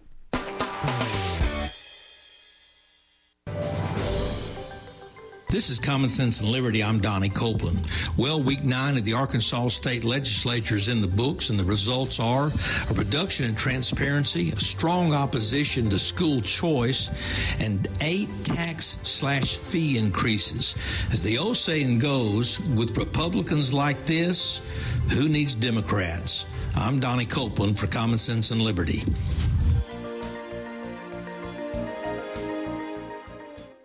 Arkansas small businesses are tired of taxes that are too high and regulations that work as obstacles to small business success. If you own a small business, it's time to take action. Now, I'm not talking about the local chambers of commerce. I'm talking about an organization that's actually run by small business owners and are fighting for small businesses right here in the state of Arkansas. They're called Conduit for Action, and they're on your side. Conduit for Action is here not to get something from the government, but to be left alone by the government. Think of them as your personal advocate for limited government at the Capitol in Little Rock. If you're tired of all the politicians talking with no results and ready for action, start outsourcing your government affair needs with Conduit for Action. Go now to conduitforaction.org and click on Contact Us on the right side of the page. That's conduitforaction.org, and stand up for small business in Arkansas. Whether you're looking for a small desktop copier and printer, thinking about adding color to your documents, or considering a document management solution, Total Document Solutions is there to help. In business for decades, Total Document Solutions is an independently owned company that specializes in the ability to provide a high level of service in Northwest Arkansas, the Arkansas River Valley, Southwest Missouri, and Southeast Kansas as an exclusive Platinum Authorized Sales Agent for the Xerox Corporation. At Total Document Solutions, they offer customers technology services to improve business results. Their dedicated sales team has the unmatched industry knowledge, professionalism, and expertise needed to address the unique challenges of your business. Total Document Solutions is independent, local, and well-connected to serve your office products and document needs. Call them today at 479-575-0770. That's 479-575-0770 for your Total Document Solutions. Want to go back and listen to previous shows? Apple users can subscribe to our podcast on iTunes. Don't have an Apple device? Head on over to paulharrell.com and click on Podcast. It's free and available 24/7 because the Liberty Machine never sleeps. Some reaction from our listeners listening from different parts of the state. In Marion County, Rick in Marion County writes, Senator King is one of the good ones. He hit the nail on the head. The governor has a spending problem, and he's anti-Second Amendment as well. Now, that's the full text, though. The full text is, I love that. Isn't that horrible if you think about it? The governor does have a spending problem, and he's anti-Second Amendment as well. If you missed yesterday's program, the governor, while he was signing the campus carry bill, the much-debated campus carry bill, he called the Second Amendment a privilege. I wonder what the NRA guy thought when he heard twice, not once, but twice, Governor Asa Hutchinson referred to the Second Amendment as a privilege. The NRA, my question to the NRA, and I love the NRA, was it worth it? I mean, is it worth it? Because the NRA, they normally use politicians to advance the Second Amendment. I think Asa Hutchinson may have used the NRA to create a new privilege. Matter of fact, that's exactly what he did. They created a new concealed carry license. Like, you get the low-level one, and then you get the upper-level one. And that's exactly what, that's why he called it a privilege, I guess. Hashtag CCL. Ooh, that's even a pun. CCL, carefully crafted language, or concealed carry license.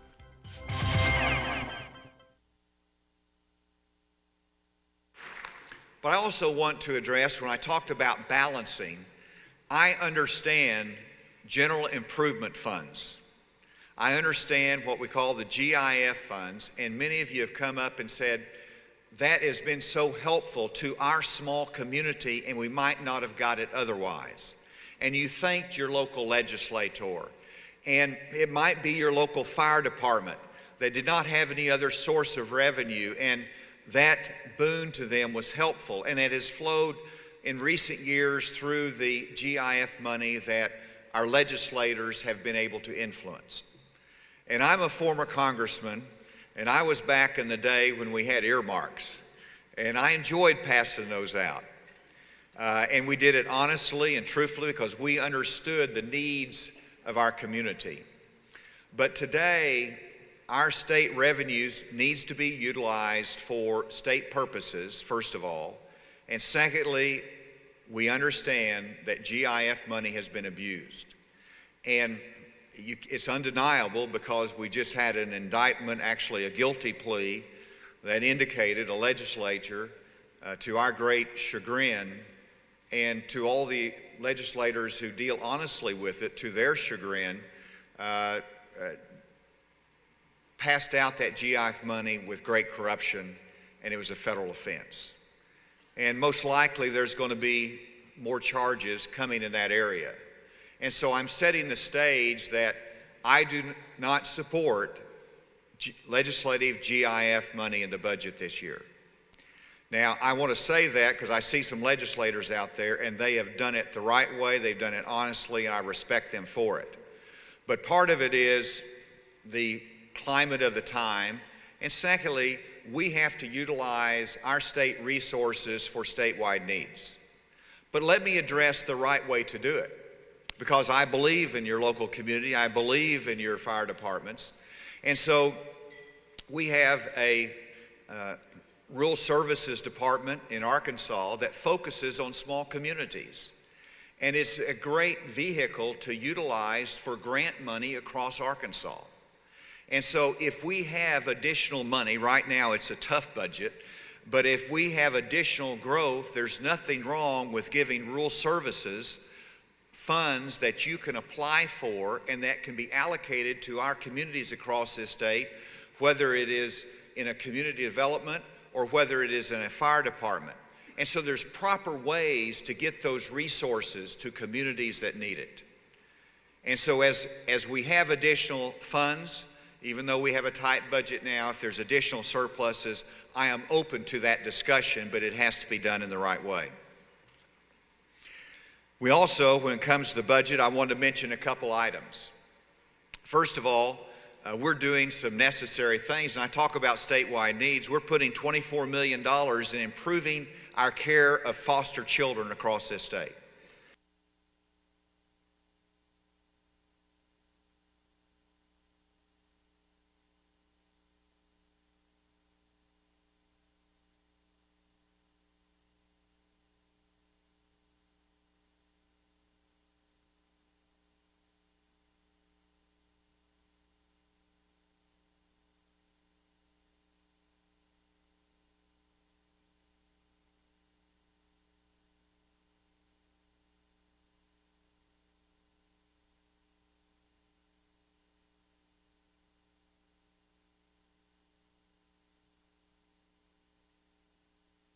The Paul Harrell Program. All right, welcome back. Hey, so we detailed it, I guess, an hour ago, what actually happened on the Senate floor this morning. We were talking with Josh Waters of Political Strategies. Of the discussion was Senator Linda Collins Smith, because, and Josh Waters told the story of what happened. Now we have the firsthand account of what happened because Senator Linda Collins Smith joins us on the phone. Linda, welcome back. Hey, Paul. So glad to be on with you. I'm glad that you're here. Hey, I heard that you got called lazy or indirectly got called lazy today on the Senate floor because you wanted a bill to pass that would have required the government for every one regulation they passed to cut 2 of them. And I think it was a great bill. Tell me, why did Senator Jeremy Hutchinson decide to say that your bill was lazy?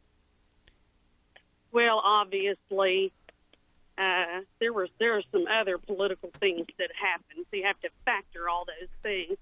Pretty offensive, but, you know, I was ready to let him have a vote on his voting record, and about the same with the others.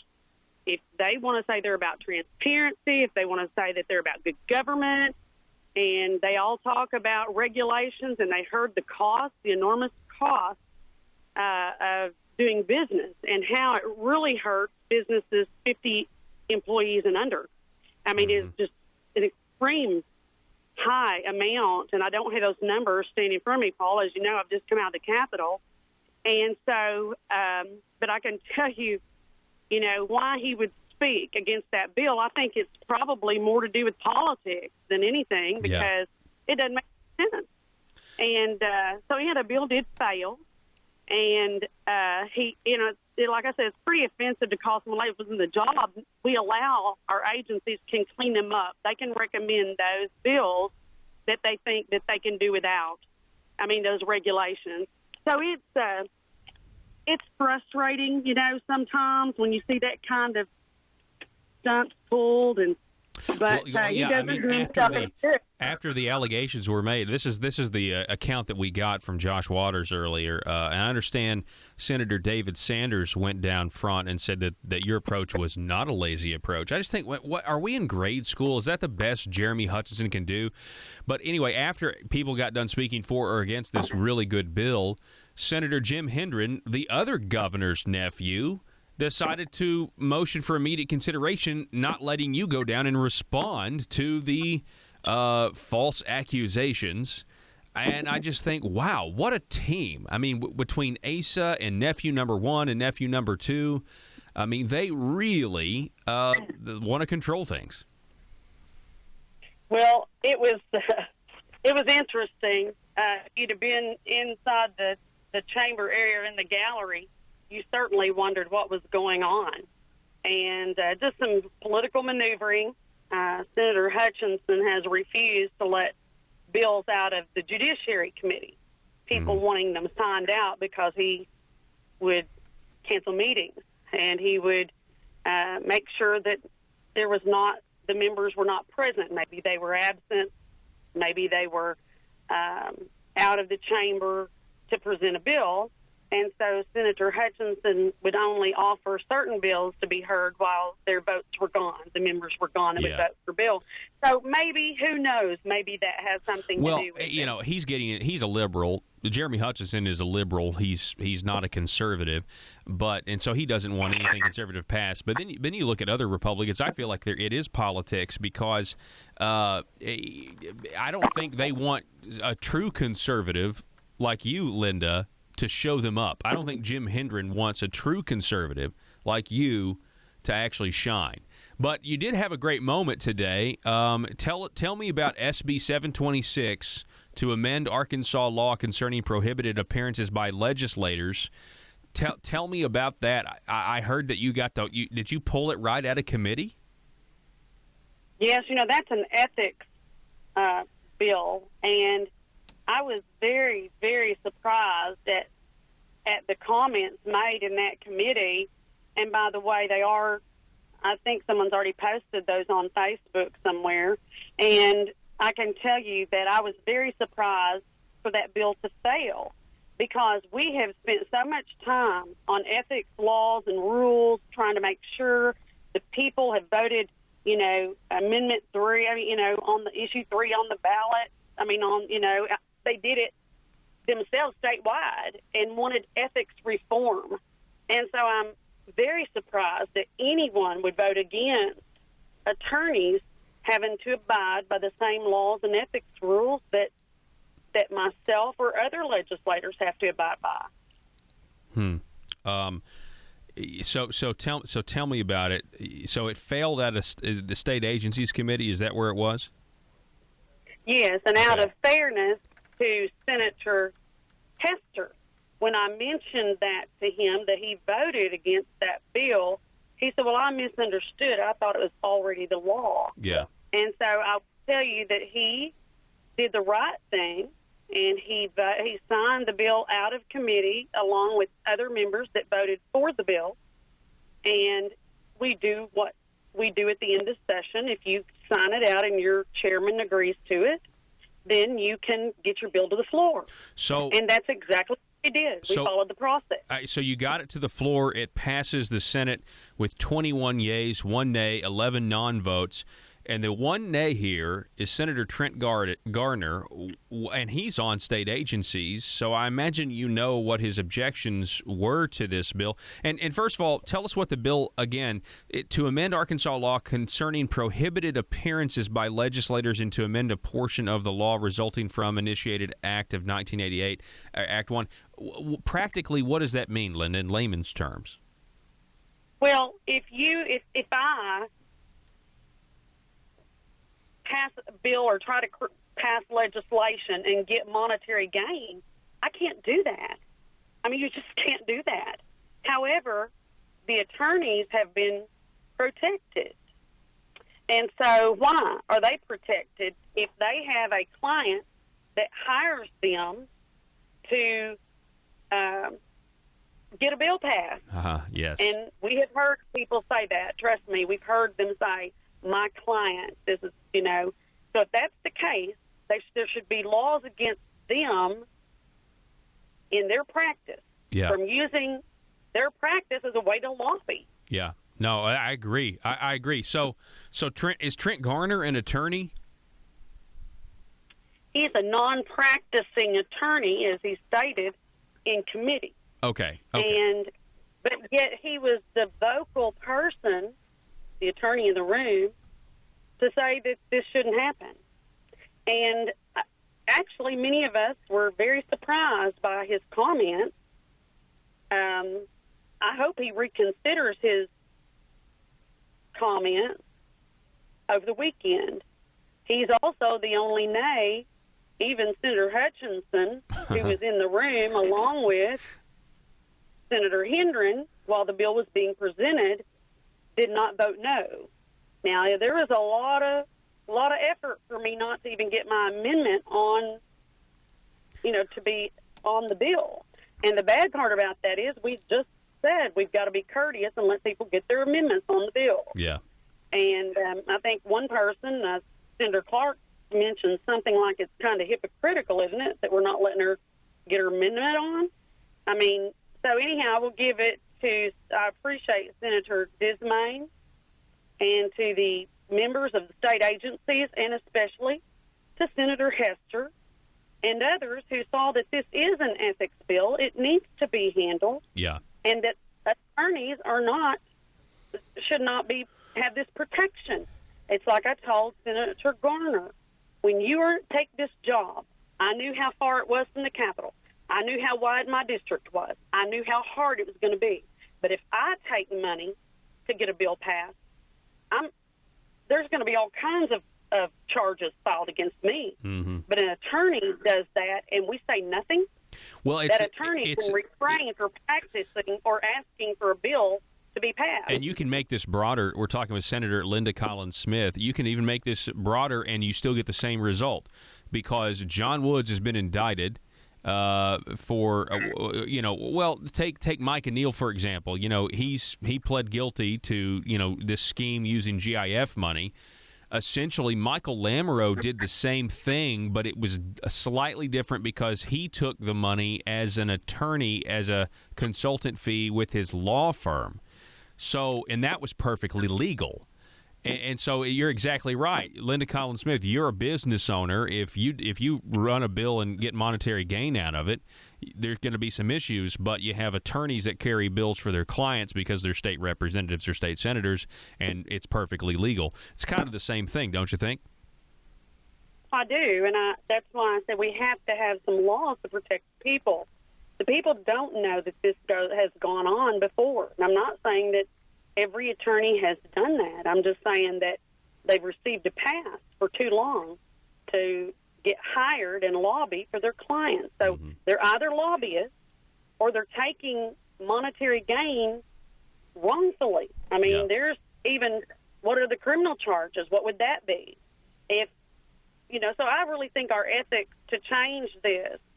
And, I visited with the ethics director, was there afterwards. And, this needs to pass for the people.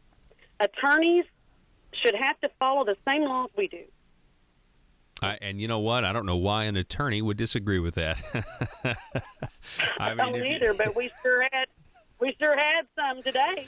Oh my goodness! Oh well, that's great. I mean, so it seems like we have. I mean, you had to set back with the morning bill, but this was a bill that you were to pull right out of state agencies committee, or actually you got 5 people to sign it, and so you're saying Bart Hester was one of the ones that signed it for you.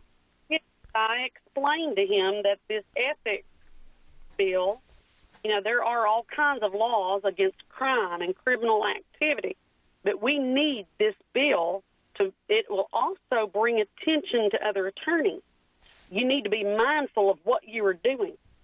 People have known before, and maybe they have a right to file charges against you, but this would bring attention that attorneys need to be very careful who they represent when they're carrying that bill. Mm-hmm. Okay. Well, I just want to say, go ahead. Would fight it, I don't know. I'm sorry. And why anyone would fight this looks like they would want to be above reproach. Okay. All right. Well, Senator Linda Conn-Smith, I so appreciate you coming on the program, and I appreciate your hard work. I appreciate that you are a true conservative, and keep fighting down there. I know we got about another week of this, and I'm sure I'll see you down there next week. I look forward to it, Paul. Please keep up the good work. Okay. All right. Thank you, Linda. Appreciate it. Folks, earlier in the week, we covered a story about, and in this video, it's been kind of made the rounds, the YouTube clip of this, what was it called? ACE's Plant Board Power Grab.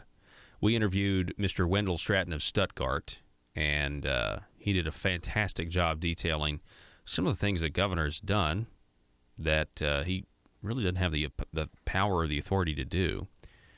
And there's been a lot of people that don't want the governor messing with the livestock or poultry board or the plant board. Basically, leave us alone. Well, I have an email here that is interesting. It's interesting. I got it last night, and it kind of says, because I thought this thing was still going to come back, and they may still try to push this this plant board power grab. Sorry about that. I have an email from the Secretary of Agriculture, an ACE appointee, Wes Ward. And this is what he says about HB 1725. This is the bill that would consolidate the plant board and the livestock and poultry commissions. I'm disappointed that efforts to make Arkansas agriculture stronger have been construed as a power grab. I wonder if Wes Ward watched that clip of the Paul Harrell program. In my opinion, the governor has bent over backwards to help the agricultural industry of Arkansas. I could give you all a long list of things, Wes Ward goes on, he has done for the industry. But let me point you to the most recent. Governor Hutchinson was recently in Washington, D.C. with the National Governors Association to meet with President Trump. Out of all of the governors from across the country that attended, Governor Hutchinson was the only governor to advocate for agriculture and talk about the importance of the industry and the importance of agriculture trade. So, you know that Governor Hutchinson is a huge fan of agriculture because he goes to Washington, D.C., and he talks about it. Wes Ward goes on. HB 1725 was a simple bill meant to increase efficiencies and allow us to better serve the agricultural industry of Arkansas. It would not have affected the boards and commissions or any of their authorities. It would not have affected appointments to the boards and commissions. It would not have affected the funds. HB 725, Wes Ward, the Secretary of Agriculture, writes, is dead. Regardless of whether you were for or against the bill, we will continue to work hard for Arkansas agriculture and continue to try to find ways to better serve you and the industry. I hope that we can all move past this and work together for the betterment of Arkansas agriculture. Please don't hesitate to contact me if I can ever be of assistance. Wes. You know, the governor may have finally found, he doesn't care nothing about limited government conservatives, but I think he might care a little bit about making the farmers mad. That's a constituency that you don't want to turn, you don't want to lose them. You don't want them to turn their back on you. It's a pretty big deal. I was happy. Let me say this. I am happy to have helped kill HB 1725. We did a segment with Mr. Wendell Stratton, and I want to thank him because he's the one. And this goes to everybody out there who's being bullied by anybody in government or senior industry being taken over by Asa Hutchinson or trying to put certain and this is trust me, I've already gotten phone calls from other industries. Is how I know this. It just all depends on who wants to go on the record. That's what that's because see, you have somebody like Wendell Stratton down in Stuttgart who had enough courage to come out and tell the truth and speak the truth to the people. And this program was used as a medium to do that. And I am happy to have participated in the death. You don't hear people start sentences like that very often, and it doesn't end well. I am happy to have participated in the death of House Bill 1725. Now, we still have a week left, maybe more. You never know. They might try to resurrect this.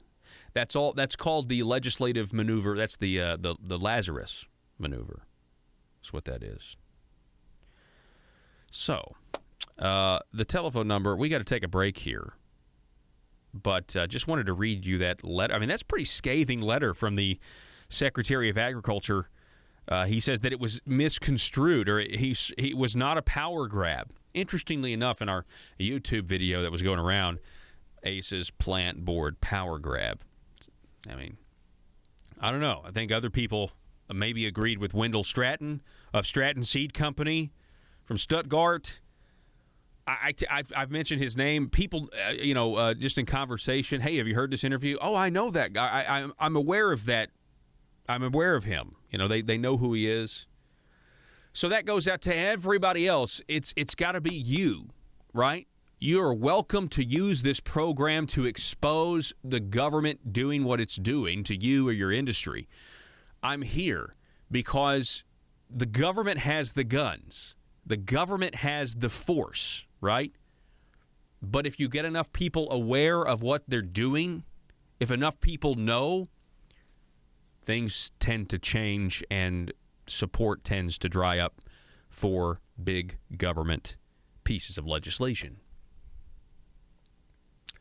I mean, it does say we the people for a reason at the top of the Constitution.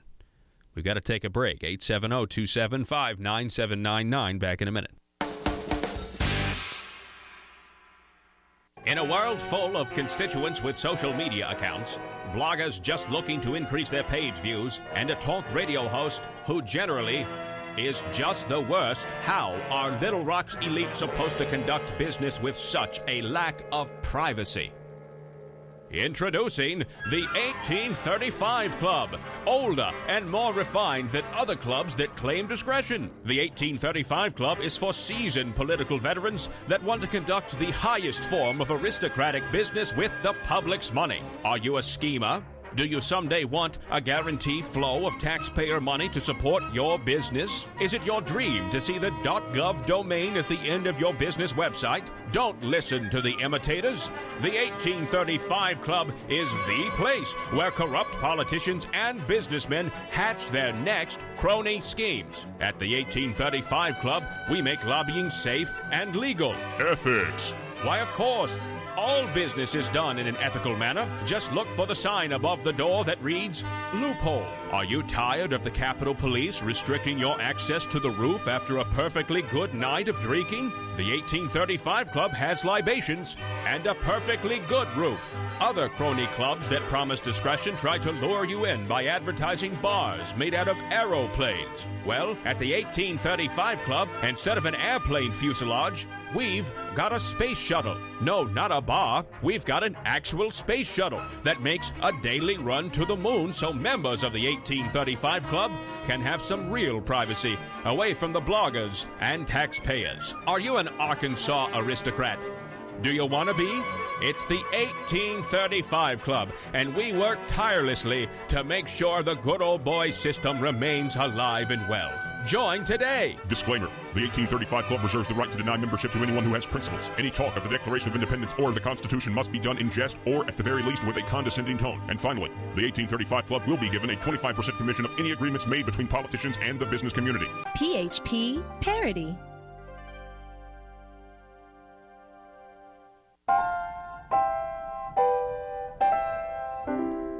All right, so those of you who've been listening the last 2 hours, we have a little bit of a correction to make, okay? Here's a couple of things to talk about, all right? So at 4:30,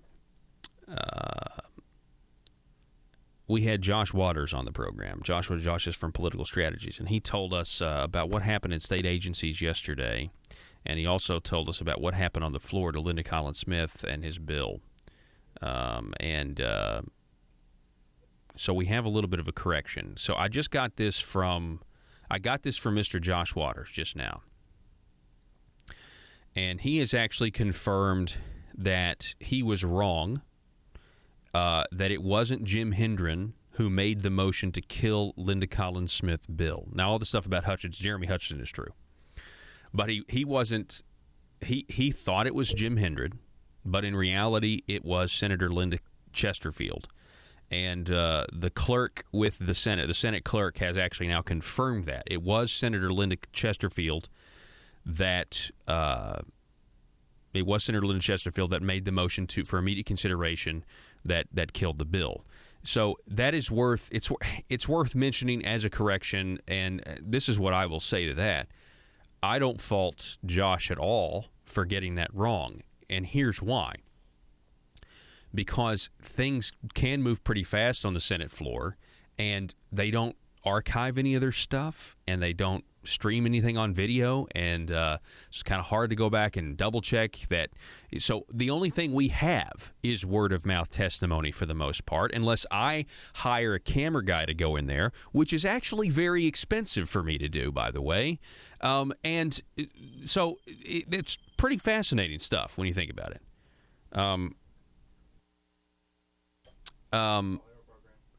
Not fascinating would be the wrong word, by the way, because that'd be not fascinating. It's pretty much the opposite of transparency. Hey, Josh Waters is calling in to clarify this, so we're going to get this on the record straight. Josh, hey man, welcome back to the program. Thanks for calling in. We don't have a lot of time left. Hey, Paul, sure. I just wanted to call in. Everything I do, I want to make sure I'm 100% accurate on. I want my reputation to be above reproach, and I want to make sure I have this right. So earlier today I came on your show and I talked about the motion for immediate consideration. I stated it was by Senator Hendren. I 100% thought that was correct. It's what I had in my notes. I have since called the clerk of the Senate after being contacted by Senator Hendren, and that is not correct. The person who sits directly in front of him, Senator Chesterfield, is the one who made that motion to end debate, and which didn't let Senator Collins-Smith close for the bill. So I want to make 100% clear, that's what happened. Yeah. And I sincerely apologize, Senator Hendren. I wanted to come on and make sure to clear that up. Hey, well, I appreciate you coming on and doing that. And look, I just think it's, first off, you say one thing on the radio, and they certainly are out there listening, making sure what we say is accurate.